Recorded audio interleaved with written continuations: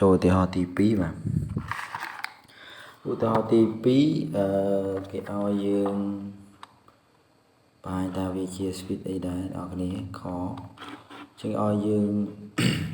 បង្ហាញថាវាជា switch តលើបាទជា switch តលើហើយរកគោលលើរបស់វាដែរបាទចឹងនៅក្នុងនេះគេឲ្យ AN មកបាទគេឲ្យ AN មកគឺ1លើ n ចឹង1លើ n បាទអូខេចឹងអ្នកទាំងអស់គ្នាធ្វើដូចលំនាំឧទាហរណ៍ទី1ដែរគឺយើងទៅរកតួទី1តួទី2តួទី3មកបាទចឹងតួទី1ត្រូវ n ស្មើ1មានន័យថាកន្លែង n យើងចំនួនដល់លេខ1បាទចឹងបាន1លើ1បាន1តួទី2យើងចំនួនដល់ n ស្មើ2 1លើ2បាទចឹងបានកន្លះដល់ពេល A3 1លើ3 1លើ3បាន 0.3333 បាទចឹងយើងឃើញថាswitch នេះគឺជា switch ចុះទៀតហើយបាទតួដំបូងធំបន្តមកវាចុះបន្តគ្នាបាទអញ្ចឹងយើងសង្កេតឃើញថា switch ហ្នឹងវាឃើញតួទី1ធំជាងតួទី2ធំជាងតួទី3បាទធំរហូតដល់តួទី n បាទអញ្ចឹង switch ហ្នឹងក៏ជា switch ចុះដែរបាទបើ switch ចុះមានន័យថាវាជា switch តលហើយតលលើហើយបាទចុះកាលណាចុះវានឹងចុះដល់ណាទេប៉ុន្តែតម្លៃលើនោះគឺវាតលត្រឹមតម្លៃដែលនៅខាងមុខគេហ្នឹងហើយបាទជាងវាតលត្រឹម1បាទហើយអា1ហ្នឹងហើយគឺជាគោលលើរបស់ switch ហ្នឹងបាទអញ្ចឹងអ្នកនរគ្នាគ្រាន់តែចំណាំក្នុងការធ្វើគឺគ្រាន់អ្នកនរគ្នាបង្ហាញថា switch ហ្នឹង switch ចុះទៅវាតលលើហើយបាទហើយអាតួទី1គឺជាគោលលើនៃ switch ហ្នឹងហើយបាទចឹងយើងបានពីឧទាហរណ៍ហ្នឹងហើយសង្ឃឹមថាអ្នកទាំងអស់គ្នាអាចធ្វើបានអូខេយើងទៅមើលបន្តទៀតចំពោះ switch នេះម្ដងបាទយើងទៅមើល switch តលក្រោមវិញម្ដងបាទតើ switch តលក្រោមហ្នឹងវាយ៉ាងម៉េចវិញបាទអញ្ចឹង switch ចំពោះ switch តលក្រោមបាទចំពោះ switch តលក្រោមគេថាបើ AN ជា switch តលក្រោមកាលណាគេមានចំនួនពិត n មួយបាទចំនួនពិត n ដែល n ហ្នឹងតូចជាងឬស្មើ n បាទអញ្ចឹងបើយើងមើលទៅលក្ខណៈនេះគឺជា n តូចជាងឬស្មើ n នេះគឺជា switch អីអានេះគឺជា switch កើនបានហើយបាទគឺជា switch កើនបានហើយអញ្ចឹងយើងអាចនិយាយទៅបានថាបើចង់បង្ហាញថា switch តក្រោមមានន័យថា switch កើនបាទ switch កើនអញ្ចឹងយើងគ្រាន់តែបង្ហាញថា switch នឹង switch កើនទៅវា switch តក្រោមហើយបាទកាលណាវាកើននឹងកើនទៅដល់ណាទេអត់ដឹងទេប៉ុន្តែអាតម្លៃដែលមុនគេអាតម្លៃដែលតូចជាងគេគឺវាតត្រឹមហ្នឹងបាទគឺវាតហើយជាងហៅថា switch តក្រោមបាទចឹងអាតួដំបូងគេហ្នឹងហើយគឺជាគោលក្រោមបាទគឺជាគោលក្រោមរបស់ switch ហ្នឹងឯងបាទអញ្ចឹងយើងបញ្ជាក់ប្រាប់គេមកយើងបញ្ជាក់ប្រាប់គេថាអាហ្នឹងគឺចំតរគ្នាយើងបញ្ជាក់ប្រាប់គេថាអាហ្នឹងគឺជាអីអាហ្នឹងគឺជាគោលក្រោមបាទជាគោលក្រោមនៃ switch បាទអូខេចឹងងាយដែរបងប្អូនគ្នាបង្ហាញថា switch នឹង switch កើននោះវាតក្រោមបាទចឹងយើងមើលឧទាហរណ៍បាទទៅមើលឧទាហរណ៍គេថាចូលបង្ហាញ switch ខាងក្រោមជា switch តក្រោមរួចរកគោលក្រោមនៃ switch បាទចឹងគេឲ្យមកបាទគេឲ្យមកហើយគឺ AN បាទ AN ស្មើស្វ័យគុណនឹង1បាទអញ្ចឹងយើងធ្វើដូចគ្នាបាទយើងធ្វើដូចគ្នា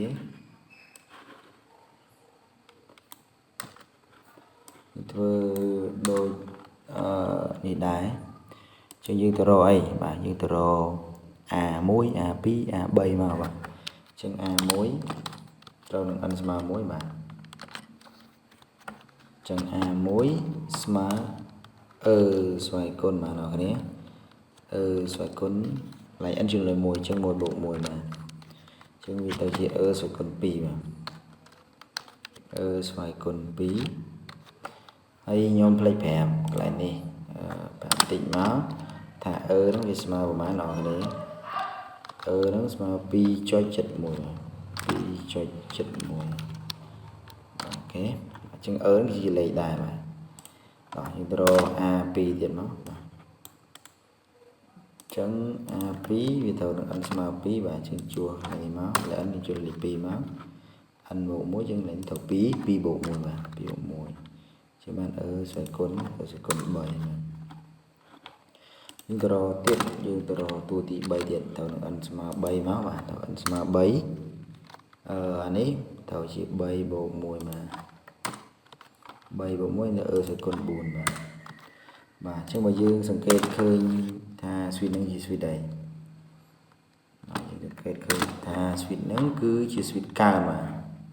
hai bạn suy cán thôi thì muối mà ở cái đấy tôi thì bí ở sự còn 7 tôi thì bây giờ còn 4 cho xuyên lên sự càn mà trên cái bàn muối tôi chiên bí thì tôi chiên 7 rồi tôi lốt đo ăn chứ mà tua từ 4 tôi chừng tua bật to tiết mình thay suy những chi suy cao này mà chứ bởi vì chi suy cán nhưng ai giờ son thì than bàn thà suy những cứ chi suy to cao mà chứ suy những cứ chi suy to cao mà cái chân dương đơn này vì mình là cái riêng luôn mà chứ bởi suy những suy can nhưng ai vậy bàn tha vì mà đang thằng cao đo na thì mình tái cao một phút rồi tập bộ kia phút tua thì muối nó bị tôi trên kia chứ mới thà tôi trên kia cứ chỉ cô cao vậy bà chân dương chỉ làm thay oi ta sweet nâng sweet cán cứ tua cao bà ok chân này là cái này lại nè anh vậy bà thà sweet nâng cứ bị sweet cao này chân vía bị tua cao chân cái ba này đó cái ba là ấn cái bàn sweet nó cứ chỉ sweet cán mà nó cứ chỉ sweet cán bao vì cán miền này thá ấn chia sweet và chỉ sweet to còng và cái chân dưng rồi cô cắm cứ tua từ bồn kề cứ môi là ngày bạn chẳng cứ cô cắm cứ cả rể mà thì bạn cô cắm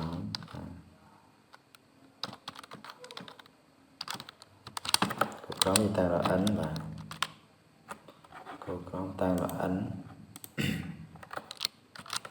sama cà rề mà cà rề như vậy mà cà rề ok như ba cái này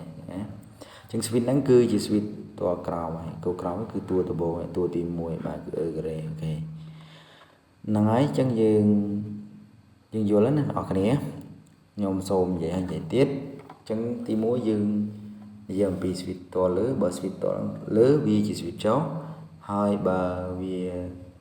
switch to cáo mình đi tham về chỉ switch cản bà hay tua từ bồn vì nó ấy tua tìm môi nó cứ chỉ cô lứa cô cáo bờ switch năng lại bà hay chỉ nam tha bờ sân chỉ vì to cáo vì mình cô cáo hai bờ sân chỉ vì to lứa vì mình cô lười mà tỏ nhưng tầm bờ ủ tỉ họ mới tiết ủ tỉ họ tỉ pi nó còn là switch to lờ và to lờ chúng tôi to cao ok chỉ dùng copy nhầm đã copy nói nhầm dạo đàm cài ok chẳng có cho TP ní cái ao anh bộ pi factorial và anh bộ pi factorial anh bộ pi factorial trong dương tàu đồ muối pi đá pi bay đài bà rồi được kia bạn thơ tam style chạy như nó chân lại đấy cana muối miền này tha lại ăn chân rồi mùi cho nên mùi bột quý việt tàu bày phạt tổ giá và chân bày phạt tổ giá để mà bấy con nói bí mà con nói mùi mà chân bị mà nó cái này chân bị mà có mùi mà đấy và to mó dương chỉ nụ ăn mà pi téo việt bàn này đấy việt ta chỉ pi và pi lại nấy pi vào pi buồn lại buồn phạt tội giá và buồn phạt tội giá cứ mà buồn cô nói bấy cô nói pi cô nói mùi បាទជាង4 3ដង12 12 2ដង24 24ដងនៅតែ20 24បាទ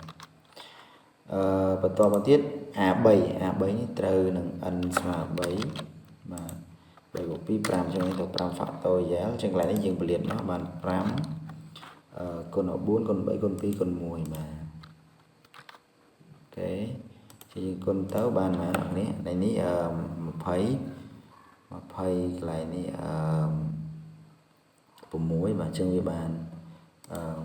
120បាទ120អូខេបាទចឹងយើងឃើញហ្នឹងយើងគ្រាន់តែមើលទៅវាជា switch អីហើយវាជា switch កើនបាទហើយខ្ញុំសូមបញ្ជាក់ឡើងទៀតសញ្ញាទានគឺ factorial បាទ factorial មានន័យថាគឺជាផលគុណចំនួនគុណចាប់ពីខ្លួនឯងរហូតដល់1បាទអូខេដូចនេះ5 factorial អញ្ចឹងយើងគុណ5 4 3 2 1មកបាទយើងគុណទៅ5 4ដង20 23ដងវា60 62ដង120បាទអញ្ចឹងយើងបានប៉ុណ្ណឹងបាទអញ្ចឹងយើងសង្កេតឃើញថា switch ហ្នឹងវាមានតួទី1ស្មើ6តូចជាងតួទី2 24តូចជាងតួទី3 120អញ្ចឹង switch ហ្នឹងគឺជា switch កើនបាទបើវាជា switch កើនបើវាជា switch កើនមានន័យថាវាទាល់ក្រោមបើទាល់ក្រោមយើងមានកូដក្រោមគឺតួដំបូងអូខេ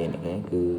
កន្លែងហ្នឹងគឺ3 fact បាទ3 fact វាទៅនឹង3គុណ2គុណ1គឺ6បាទអញ្ចឹងគោលក្រោមរបស់វាគឺ6បាទអូខេ